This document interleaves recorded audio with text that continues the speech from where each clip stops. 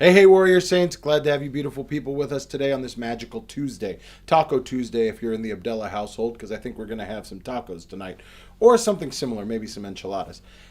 At any rate, I've been kind of overwhelmed lately to the point where my wife and even my daughter have noticed it. And my wife just said to me finally the other day, you need to get rid of Facebook. And she was completely right. So I deleted Facebook off of my phone, deleted Facebook Messenger off of my phone. It's something I go back and forth with all the time, and I convince myself sometimes I need to have Facebook so I can do all the sharing that needs to go on for the Warrior Saints movement, and I need it for this and I need it for that. But the reality is it's flooding me with stuff that is bringing me way down and making it hard for me to see what is going on in my life and what is really important. Even my daughter yesterday, okay, Baba.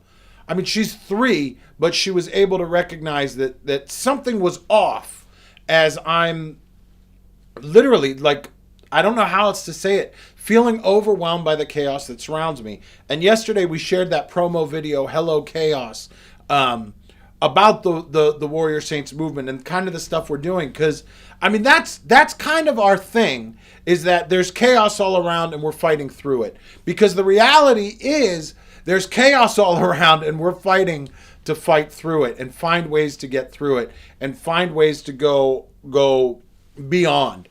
I was thinking about all of this today as trying to figure out what we were going to talk about, and I was reminded of Psalm 22. Now, Psalm 22, verse 1 is what we hear Christ say when he's on the cross. My God, why hast thou forsaken me? And it goes on to talk about the horrors and the pain and the trials and the tribulations that are swirling the psalmist as he writes it. And the entire psalm gets into this, and it gets dark. Talks about, my mouth is dried like potsherd, like dried out clay. Like I can't even open my mouth. Wolves are battling against me. And the psalm goes through all of this. And if you read the original, well, not the original, but if you read the Greek translation in the Septuagint, it even goes a step farther. My God, listen to me. Why hast thou forsaken me? And it gets into this like despair. But then immediately after Psalm 22, we get to Psalm 23. The Lord is my shepherd, I shall not want. He makes me to lie down in green pastures. And it goes through all this beautiful stuff and this beautiful imagery. And it ends after having gone through like the rod and the staff, because we still need those things that are going to help keep out the wolves and keep away the bad stuff. But the last verse 6 says, surely goodness and mercy will follow me all the days of my life, and I will dwell in the house of the Lord forever. And it gives us this nice, peaceful, calm moment. But we can't get to that calm moment without having gone through, my God, why hast thou forsaken me? Feeling like we're lost, feeling like we're left out. We have to go through that chaos on some level to get to the point where we can dwell in the house of the Lord. And how do we dwell in the house of the Lord? What does it actually mean to dwell in the house of the Lord? And for that, I turn to 1 Kings. In the story of Isaiah, in the story of Elijah, where we hear about Elijah looking for the voice of the Lord. And it says very clearly in chapter 19, and he said, go forth and stand upon the mountain before the Lord. And behold, the Lord passed by, and a great and strong wind rent the mountains and broke in pieces the rocks before the Lord. But the Lord was not in the wind. And after the wind, an earthquake, but the Lord was not in the earthquake. And after the earthquake, a fire, but the Lord was not in the fire. And after the fire, a still small voice. And when Elijah heard it, he wrapped his face in his mantle and went out and stood at the entrance of the cave. And behold, there came a voice to him. And that voice said, what are you doing here, Elijah? That voice is calling out to all of us as well. That voice that is not in the chaos. That voice that is outside of the earthquake, wind, fire, all of these things that are chaotic, that are earth-shattering, literally, that change the way we see things.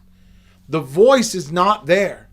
The still small voice comes after the chaos, comes through the chaos, and says to us, what are you doing?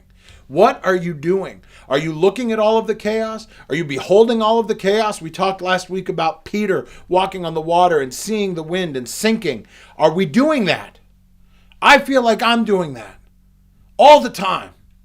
Getting lost and wrapped up in the chaos and losing sight of that still small voice that is calling out to us, that is reaching out for us and showing us a better way. The voice that when we hear it, we dwell in the house of the Lord. That when we hear it, we know we're walking on his path and we're following his life that he has laid out so that we can see what it means to be who God has created us to be warrior saints. We're here to help you on that path because the journey is rough and the journey is hard. The journey is not telling us stay where you are. The journey is telling us get through the chaos, fight through the chaos, get better. Get better than you are right now and become a warrior saint. Visit us, warriorsaints.org, so that you can have those tools to get through that chaos, to fight through everything that's going on around you, to fight through and get beyond just sitting and scrolling on Facebook, becoming overwhelmed by everything that's going on all around you. Visit us, warriorsaints.org. Get on the way of the warrior saint. Till we see you tomorrow, you keep walking on the way of the warrior saint.